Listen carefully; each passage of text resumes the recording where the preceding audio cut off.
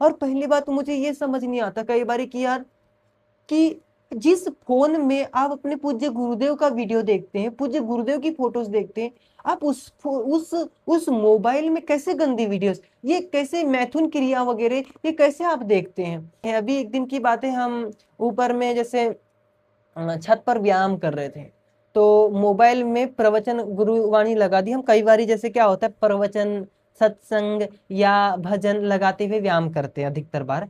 तो उसमें हमने क्या हुआ, ऐसे व्यायाम करना शुरू किया, अपना दंड बैठक आदि हम आगे सामने में व्यायाम करने लगे और पीछे में मोबाइल रख दिया अपने। तो पीछे मेरे पीठ के पीछे में मोबाइल रख दिया, उसमें गुरुवाणी चल रही। तो मन में ऐसा आया कि अरे मैं इधर मुंह का हूं और मेरे पीछे गुरुजी है।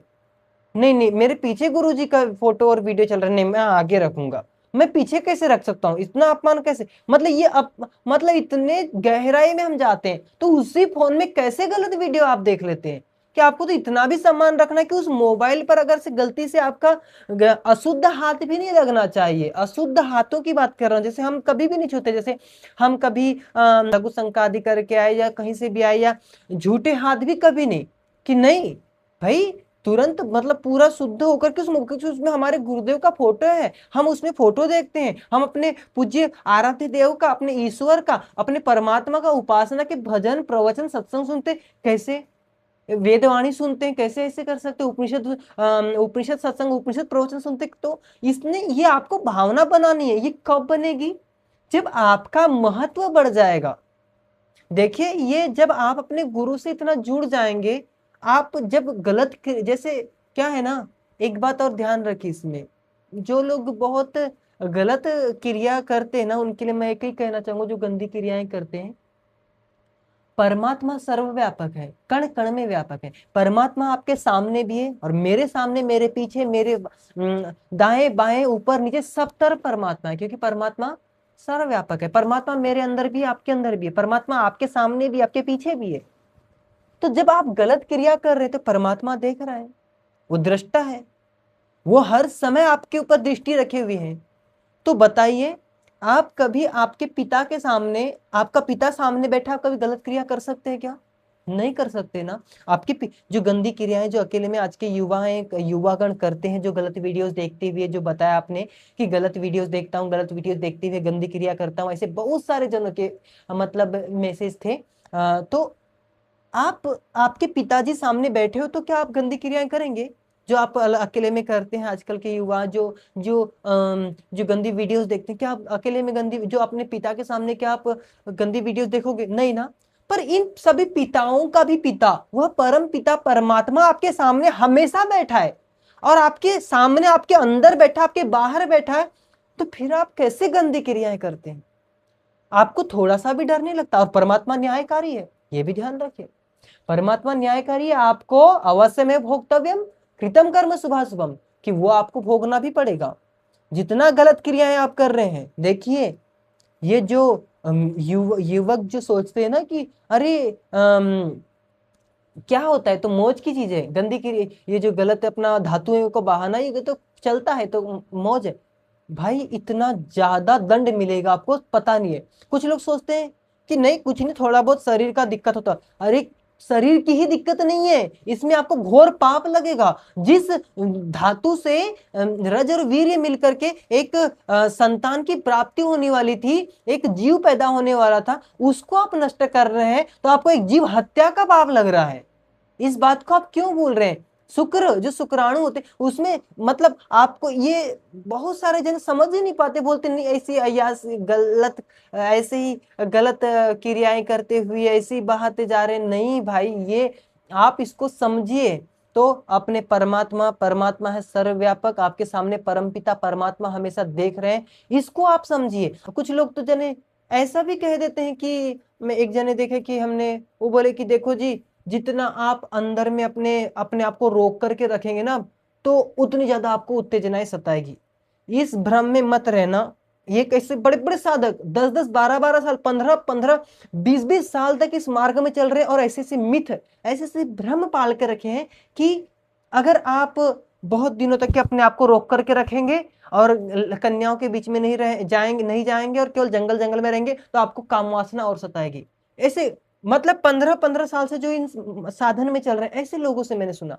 फिर हमने उनको बताया कि ऐसी बात नहीं है, ऐसी बात नहीं है। आप ये सोच रहे हैं कि अरे कि देखो हम तो इतनी जगह जाते हैं, हमें तो कुछ फर्क नहीं पड़ता। अरे फर्क क्या पड़ेगा, तुम आपको है ही नहीं बचाने के लिए। बचाने के लिए कुछ रखे हो तो बचाने के लिए कुछ अगर रखे हो तो बचाओगे ना।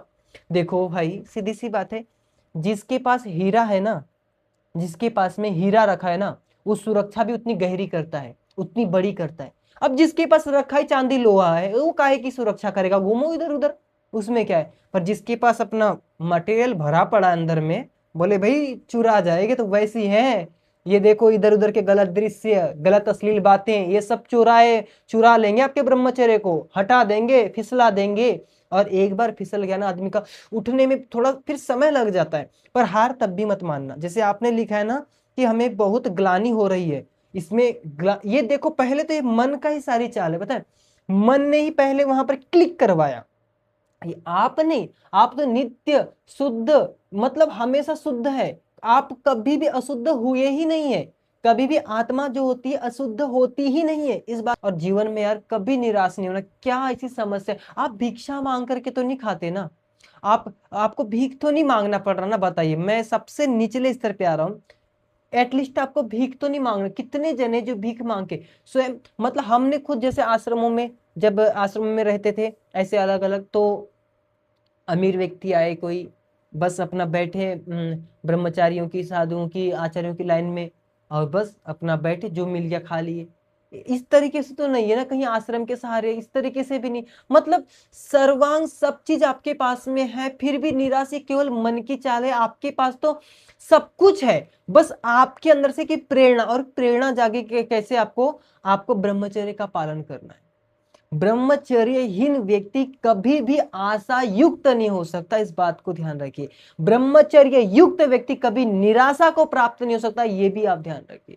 लेकिन ऐसा नहीं कि 15 दिन ठीक रहे फिर गिर गए, 20 दिन, और गिर भी गए तब भी उठना है, वापस उठना है। जैसे कभी, जैसे आपने लिखा है 15 दिन, 15 दिन के बाद में आपका ब्रह्मचर्य जो है ठीक, 15 दिन ठीक चल रहा था, फिर से गिर जाते हैं, फिर वापस से आपको आना है। वापस से आने के लिए क्या करना है, तो जो हो गया सो हो गया, छोड़ो उस सब चीज को। अब कहां से गिरे वो देखो, क्या गलती हुई थी, क्या गलती हुई थी आपसे कि इंस्टाग्राम पर आपने स्क्रॉल किया था, कुछ गंदी वीडियो हो गई, तुरंत बस जानो कि ये मेरा, मतलब इसको पूरा देखो। जैसे गलती होती ना, जैसे किसी की मृत्यु होती है, कोई गलत ऐसा कुछ केस बन जाता है, तो उसमें कैसा पोस्टमार्टम होता है ना बॉडी का, तो वैसे जो अभी गलती हुई है, ये जो प्रॉब्लम, ये इसका पूरा पूरा पोस्टमार्टम करिए, इसका पूरा समस्या को जानिए कि ये समस्या क्यों हुई, इसका क्या कारण था। बिना कारण के कोई भी कार्य सिद्ध नहीं होता है। उसका जो कार्य, जो काम हुआ है अभी, जो गलत क्रिया बनी इसे, ये इसके पीछे कारण क्या है, और बिना कारण के कोई भी कार्य नहीं होता है। तो कारण क्या है,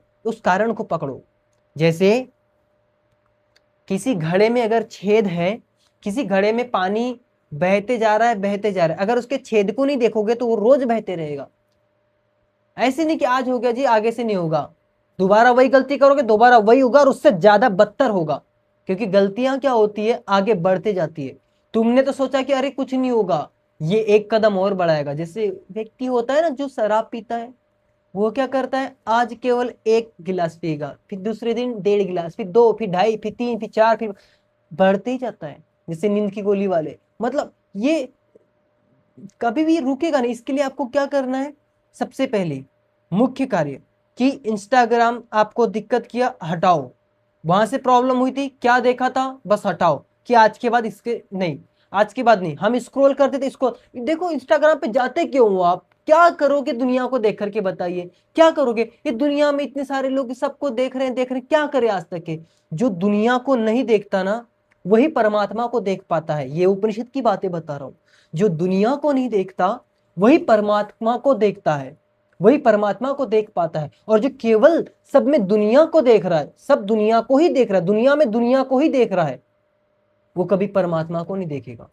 और जो दुनिया में भी परमात्मा को देख रहा है, वह तो फिर सिद्ध पुरुष है, उसे कुछ नहीं होगा। उसे तुम चाहे कितना भी कोई गिराने का प्रयास करे, वो कभी गिरेगा नहीं। तो इसके लिए आप एक ही चीज करिए कि सर्वप्रथम ब्रह्मचर्य पालन। ब्रह्मचर्य के लिए नाम जप। नाम जप अपने जीवन में, जैसे कि आप इंस्टाग्राम रील्स में अगर से या यूट्यूब आप चलाते हैं, यूट्यूब पर अगर लग रहा है कि कुछ इसी गलत कंटेंट आ गया है, कुछ गलत वीडियो आ गई है, तुरंत नाम जप शुरू करो।